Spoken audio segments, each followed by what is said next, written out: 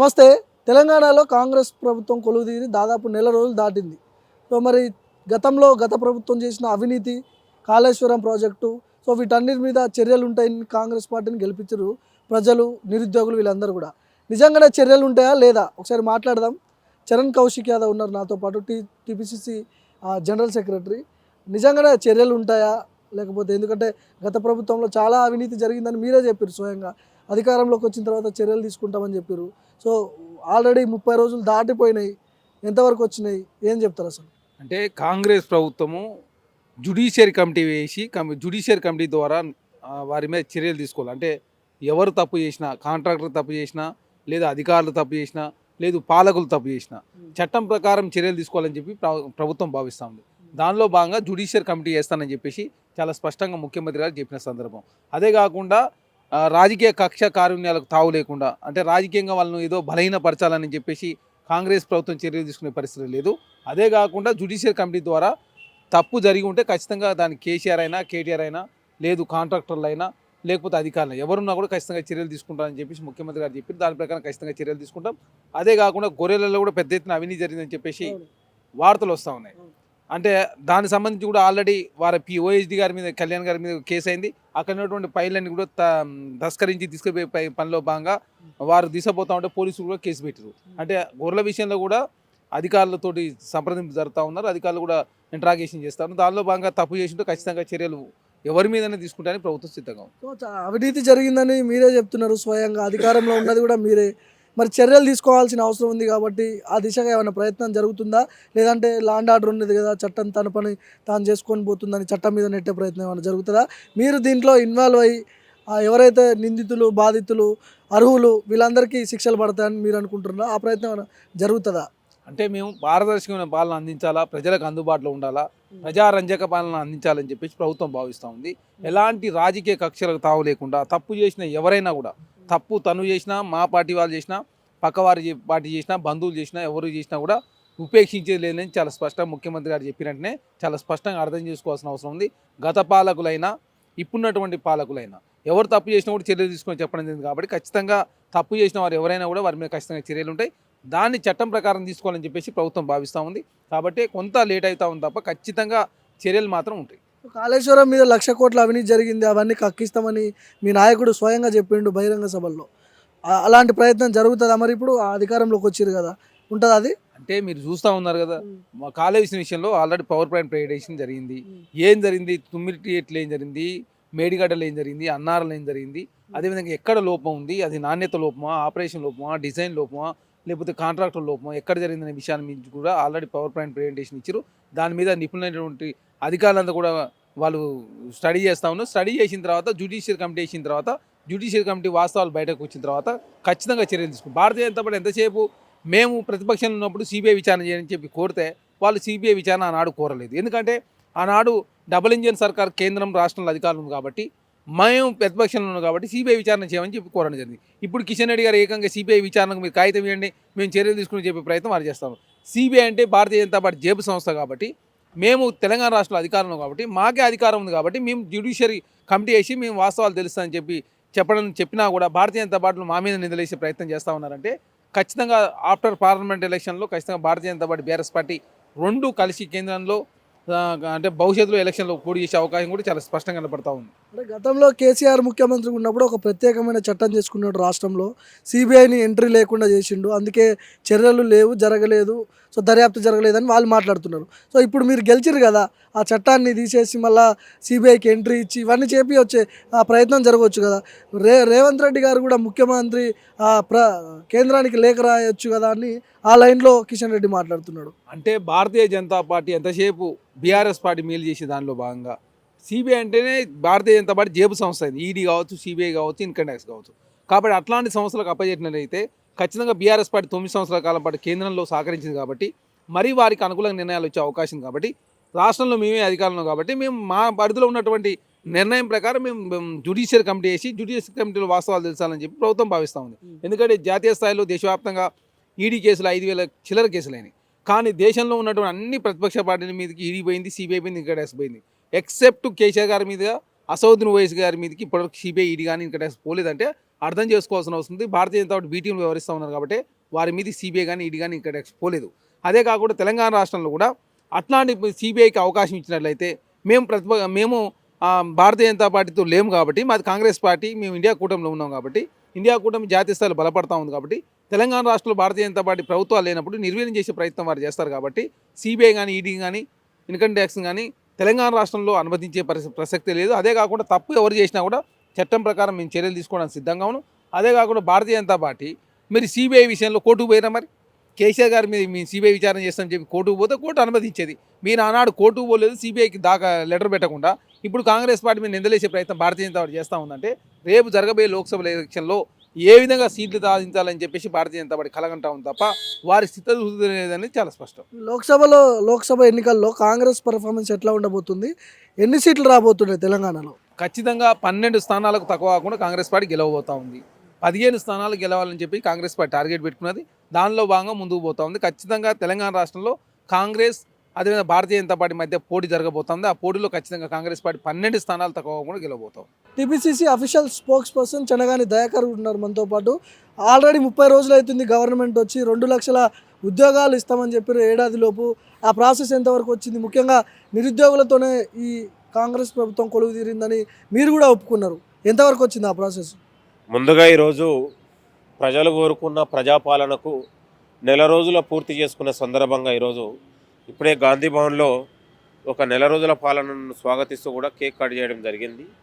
ప్రధానంగా రాష్ట్ర ముఖ్యమంత్రి గారు, మంత్రివర్యులు రాష్ట్రంలో నెలకొన్న సమస్యల దాని మీద ప్రజల ఆకాంక్షకు అనుగుణంగా మనం ఎలా పనిచేయాలి, ఎట్లా మనం ముందుకెళ్ళాలనే సుమాలోచనలు ఒక పథకంగా ప్రకారంతో ఒక నిబద్ధతతో సర్కారు ముందుకెళ్తూ ఉంది. నిన్నగాక మొన్న జరిగినటువంటి 2 రోజుల ముఖ్యమంత్రి గారు మరియు సీనియర్ మంత్రివర్యులు ఉత్తమ్ కుమార్ రెడ్డి గారు ఇద్దరు కలిసి ఢిల్లీలో ఉన్నటువంటి యూపీఎస్సీ చైర్మన్ గారు కలిసి ఇక్కడ ఉన్నటువంటి తెలంగాణలో నెలకొన్నటువంటి సందిగ్ధత, ఒక సమస్యతో కూడినటువంటి టీఎస్పీఎస్సీ చైర్మన్ని కూడా ఒక పారదర్శకంగా సభ్యుల్ని కూడా నియమించి నిరుద్యోగులకు పారదర్శకంగా ఉద్యోగాలు ఇవ్వడానికి ఒక ప్రభుత్వం ఒక చిత్తశుద్ధితో ముందుకెళ్తా ఉంది. దాని సందర్భంగా ముఖ్యమంత్రి గారు ఆదేశం ఇచ్చారు. చైర్మన్ గారు సభ్యులను ఇమీడియట్లీ మీరు రాజీనామాలు చేయండి అంటే అక్కడ ఉన్నటువంటి ఒక రాష్ట్రపతి ఆర్డినెన్స్ ఉన్నటువంటి ఉత్తర్వుల జాబితాలో ఉన్నటువంటి కాబట్టి ఒక కాన్స్టిట్యూషన్ బాడీ కాబట్టి ఇక్కడ గవర్నర్ గారు కూడా సెంట్రల్ రాష్ట్రపతి దగ్గర పంపించడం జరిగింది. రాష్ట్రపతి నుంచి ఉత్తర్వులు రాగానే టీఎస్పీఎస్లో కొత్త కమిటీతోని కొత్త చైర్మన్తోని నూతన విద్యార్థులకు కూడా ఒక నూతన ఉత్తేజంలాగా రాష్ట్ర ప్రభుత్వం ముందుకెళ్ళి ఒక పారదర్శకతతో కూడినటువంటి ఎక్కడ కూడా లీకేజీ ప్యాకేజీలు లేకుండా ఒక చిత్తశుద్ధితో ఒక పారదర్శకంగా ఒక మంచి ఉన్నటువంటి నిబద్ధత కలిగినటువంటి మేధావులతోని ఒక భర్తీ చేసి ఏకకాలంలో 2 లక్షల ఉద్యోగాలు ఇవ్వాలనేది ప్రభుత్వం ఒక అంకురార్పణతో ముందుకెళ్తా ఉంది. ఎన్నికలు వస్తున్నాయి, లోక్సభ ఎన్నికలు రాబోతున్నాయి. సో మీకు బీజేపీకి పోటీ ఉండబోతుందా, మీకు బీఆర్ఎస్కి పోటీ ఉండబోతుందా? ఎవరికి ఫైట్ ఉంటుంది లోక్సభ ఎన్నికల్లో? కాంగ్రెస్కు పోటీ ఎవరు కాదు. కాంగ్రెస్ ఈసారి అన్ని 17 స్థానాల్లో దాదాపు 15 స్థానాలు గెలవబోతూ ఉంది. ఎందుకంటే మొత్తం కూడా తెలంగాణలో ఒక కాంగ్రెస్ స్వీప్ చేసే పరిస్థితి కనబడతా ఉంది. ఎందుకంటే మొత్తం కూడా ఇవాళ మోదీని, ఇటు బీఆర్ఎస్ని, ఇటు ఎంఐఎంని నమ్మే పరిస్థితి లేదు. వీళ్ళందరూ కూడా తోడు దొంగల్లో ఒకటే, వీళ్ళ వాదం, వీళ్ళ ఎజెండా ఒకటే. కాబట్టి ఆ ఎజెండాను ప్రజలు మొన్న 2023లో జరిగినటువంటి డిసెంబర్ ఎన్నికల్లో బహిర్గతం చేశారు. రేపు పార్లమెంట్ ఎన్నికల్లో కూడా కాంగ్రెస్ పార్టీ విజయకాండం ముగిస్తూ ఉంది. 15 మంది గెలిచే అవకాశం బ్రహ్మాండంగా కనపడతా ఉంది. ఇప్పటికే ఏ సర్వేలు చూసినా, ప్రజలు ఎక్కడ చూసినా కూడా ఇవాళ రాహుల్ గాంధీ జోడయాత్రతో లేకపోతే కాంగ్రెస్ పార్టీ విధానాలతో కానీ మొత్తం కూడా ప్రజలలో ఒక విపరీతమైనటువంటి ఆదరణ, ఒక క్రేజీ వచ్చింది. కాబట్టి ఈ క్రేజీని, కాంగ్రెస్ పార్టీని గాలిని తట్టుకునే పరిస్థితి ఎవరికి లేదు. ఏది ఏమైనా కూడా 15 స్థానాలు గెలిచే అవకాశాలు బ్రహ్మాండంగా కనపడతా ఉన్నాయి. ఒక మంచి ఉన్నటువంటి ఆదరణతో కూడా ఉన్నటువంటి ఒక నిబద్ధత కలిగినటువంటి అభ్యర్థులను కూడా పెట్టి కాంగ్రెస్ పార్టీ ముందుకెళ్తా ఉందని కూడా మేము నమ్ముతా ఉన్నాం. ఇప్పుడు గత ప్రభుత్వానికి ఈ ప్రభుత్వానికి ఏమైనా తేడా కనిపించిందా అని కొంతమంది రాజకీయ విశ్లేషకులను అడిగినప్పుడు కొంతమంది చెప్తున్నారు పాత సీసాలో కొత్త సారా అని ఆ డైలాగులు చెప్తున్నారు. వాళ్ళకేం చెప్తారు మీరు? మార్పులు చేర్పులు ఏం లేవంటున్నారు. గతంలో ఒక నియంత పాలనకు ఇవాళ ప్రజాపాలనకు పోటే కాదు. ఈ ప్రజాపాలన ఏంటంటే ప్రజలు కోరుకున్న పాలన. ఇవాళ గతంలో ప్రగతి భవన్ను ప్రజలు చూడలేదు. ఇవాళ ప్రగతి భవన్ అనేది ప్రజలే దాన్ని స్వాధీనం చేసుకున్నారు. ప్రజలు రావచ్చు పోవచ్చు లాగానే ఉంది. చేయి పెడితే చేతికి అందేలాగా ఇవాళ కాంగ్రెస్ పాలన ఉంది. ఇవాళ మీరు చూడండి, నెల రోజుల క్రమంలో ఎన్నో సంస్కరణలు వచ్చినాయి, ఎన్నో పారదర్శకమైనటువంటి పాలన కొనసాగుతూ ఉంది. మంత్రుల్ని కలుస్తూ ఉన్నారు ప్రజలు, ముఖ్యమంత్రిని కలుస్తూ ఉన్నారు. ఇవాళ బాల్క సుమన్ తెలంగాణ భవన్లో మాట్లాడుతూ దరిద్రపు పాలన మాట్లాడుతున్నాడు. ఆ కంచె ఎప్పుడో కాంగ్రెస్ హయాంలో కంచేసి మీరే వేసుకున్నారు, మీరే తీసేసుకున్నారు. సో ఇదేమన్నా గొప్ప పని అన్నట్టు బాల్క సుమన్ మాట్లాడుతున్నాడు. ఏం చెప్తారు? వాడు ఒక బేవర్స్ మాటలు మాట్లాడుతుంది కాబట్టి అక్కడ చెన్నూరులో తరిమితే ఈడబడ్డాడు. ఒక అత్యంత ఎమ్మెల్యేలు, ఒక లుచ్చ ఎమ్మెల్యే గతంలో ఎవడంటే వాడి మీద లేని ఆరోపణలు లేవు. ఒక దరిద్రమైనటువంటి లంగల్ లఫంగి గాలని 420 గాలకు ఎమ్మెల్యే టికెట్లు ఇచ్చి గెలిపించినటువంటి సందర్భం వాళ్ళది. ఇవాళ మనం ఉన్నటువంటి ఒక గుడిసెలో ఉండేవాడిని ఇవాళ ఎమ్మెల్యే చేసింది. ఒక బువ్వకు లేని వాళ్ళని వాళ్ళ కాంగ్రెస్ ఎమ్మెల్యేని చేసింది. ఒక మధ్యతరగతి పేద బిడ్డల్ని వాళ్ళ ఆస్తులు చూడలే, వాళ్ళ అంతస్తును చూడలే, వాళ్ళకున్నటువంటి నిబద్ధతను చూసి వాళ్ళ కాంగ్రెస్ పార్టీ టికెట్లు ఇచ్చింది. గతంలో బీఆర్ఎస్లో మీరు లిస్టు చూస్తే బ్రోకర్లు గారులకు, దళారులకు, రియల్ ఎస్టేట్ వ్యాపారులకు, లేకపోతే లఫంగి గారులకు, వ్యభిచారులకు గతంలో ఇచ్చారు. ఇక్కడ అమరవీరులకు, త్యాగదనులకు, ఉద్యమంలో పోరాడిన వాళ్ళకి ఇవాళ ఒక నిబద్ధత కలిగినటువంటి కాంగ్రెస్ పార్టీ ఇచ్చింది. అయితే వాళ్ళకు మనకు పోటీ కాదు. వాడు మాట్లాడే మాటలకి వీళ్ళ మొన్న కూడా కేటీఆర్ మాట్లాడాడు. ఒక నా కాంగ్రెస్ పథకాలని మేనిఫెస్టోని తీసుకొచ్చి 420 అన్నాడు. నిజంగా 420 కేటీఆర్ కాదనేది కేటీఆరే టెస్ట్ చేయించుకోవాలి, కాంగ్రెస్ కాదు. ఇవాళ ప్రజాపాలన పెడితే ప్రజలందరూ వేలాదిగా పోతున్నారు మా సమస్యలను. గతంలో ఎన్నడన్నా ఉండదా? ఇవాళ డ్రగ్స్ మీద ప్రభుత్వం ఒక ఉక్కు పదం మోపుతా ఉంది, ప్రజలు అర్చిస్తూ ఉన్నారు. ఇవాళ నిబద్ధత కలిగినటువంటి ఆఫీసర్లని భర్తీ చేశారు. 3 కమిషన్ సంబంధించిన ఐపీఎస్ ఆఫీసర్లు వేసి ఎక్కడ కూడా వాళ్ళకు ఒక కఠినమైన చర్యలు తీసుకొని ఒక నిబద్ధత కలిగినటువంటి ప్రజలలో ఒక క్రేజీ ఉన్న అధికారులు వేసింది. గతంలో మీరు చూడండి, నయీంతో అంటగాగినటువంటి ఆఫీసర్ల మూతులు నాకింది వాళ్ళు కాదా? కుటుంబ పాలన అంటారు కదా మిమ్మల్ని కూడా. కోదాడ హుజూర్నగర్ కాంగ్రెస్కి 2 టికెట్లు, ఇటుపోతే గడ్డం వినోద్, గడ్డం వివేక్కి 2 టికెట్లు. ఇది కుటుంబ పాలన కాదా అని మాట్లాడుతున్నాడు బాల్క సుమన్. నేను అనేది బాల్క సుమన్ అనేటువంటి వాడు ఒక బేవర్స్, ఒక లుచ్చ. కాంగ్రెస్ గురించి మాట్లాడే స్థాయి బాల్క సుమన్కి లేదు. ఇంకోసారి మాట్లాడితే విమానం మోతమోత. ఇవాళ ఉత్తమ్ కుమార్ రెడ్డి గారు, ఉత్తమ్ పద్మావతి గారు వాళ్ళు ఆల్రెడీ ఒక మాజీ ఎమ్మెల్యే. ఆమె ఇక్కడ ఉన్నటువంటి వినోద్ గారు, వివేక్ గారు మాజీ ఎంపీ అయిన వాళ్ళు, మాజీ మంత్రిగా చేసినటువంటి వాళ్ళకు ఉన్నటువంటి మీరు మొత్తం కూడా చూస్తే వాళ్ళు రాజకీయాలలో క్రియాశీలక పాత్ర పోషిస్తున్న వాళ్ళు, అన్నదమ్ములు కావచ్చు, భార్యాభర్తలు కావచ్చు. కానీ రాజకీయాలలో, కాన్స్టిట్యున్సీలలో, నియోజకవర్గాల్లో నిత్యం ప్రజల మీద ఒక పనిచేస్తున్నటువంటి వాళ్ళు. కాబట్టి వాళ్ళ అర్హులు కాబట్టే పార్టీ అవకాశం ఇచ్చింది. అర్హులు లేకుండా పారాషూట్లు వేసుకొని కొత్తగా వచ్చి అసలు పార్టీకి సంబంధం లేని వాళ్ళలాగా మనం అవకాశం ఇవ్వలేదు కదా. వాళ్ళలాగా ఉన్నటువంటి లంగలు లఫంగులకు, గుత్తేదారులకు, లేకపోతే రియల్ ఎస్టేట్ బ్రోకర్లకు టికెట్లు ఇచ్చి పైసలకి ఇచ్చి లేసి, లేదా కరోనా సమయంలో రెమిడోసర్లు అమ్ముకొని ప్రజల రక్తం దాగిన వాళ్ళకు పైసలు ఇచ్చి మనము రాజ్యసభలు ఇవ్వలేదుగా ఎవరికి. నేను అనేది ప్రజలు కోరుకున్నటువంటి ప్రజాక్షేత్రంలో నిలబడి కలబడినటువంటి వాళ్ళకి ఇవాళ కాంగ్రెస్ పార్టీ గుర్తించింది. వాళ్ళలాగా బ్రోకర్లకు, దళారులకు 100 కోట్ల రూపాయలు డబ్బులు తీసుకొని గ్రానైట్ వ్యాపారులకు, లేకపోతే రెమిడేషన్లు అమ్ముకున్నోడికి, లేకపోతే భూములు అమ్ముకున్నోడి, భూములు కబ్జా చేసినటువంటి వాళ్ళకు వాళ్ళే ఇచ్చారు, మనం కాదు కదా నేను అనేది.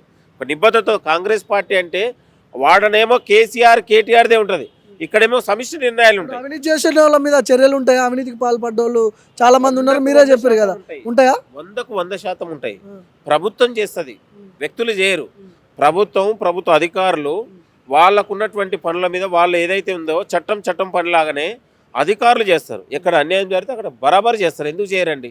ఈ ప్రభుత్వమే ప్రజాపాలన, పారదర్శకత పాలన, ఒక సమిష్టి నిర్ణయాలు ఉంటుంది. ఇక్కడ రాష్ట్రంలో ఏం కావాలన్నా గాంధీ భవన్లో నిర్ణయాలు ఉంటాయి. గాంధీ భవన్లో ఒక్కరు కూర్చోరు. ముఖ్యమంత్రితో పాటు డిప్యూటీ మంత్రివర్యులు, పార్టీ మెంబర్లు, ఆఫీస్ బేరర్లు అందరూ సమిష్టి నిర్ణయం తీసుకొని ప్రజలకు ఏం కావాలనేది విశ్వాసం కల్పిస్తుంది. ఒక కేటీఆర్లో కూర్చొని అది కుటుంబ పాలన అంటారు, ఇక్కడ కుటుంబ పాలన అనరు.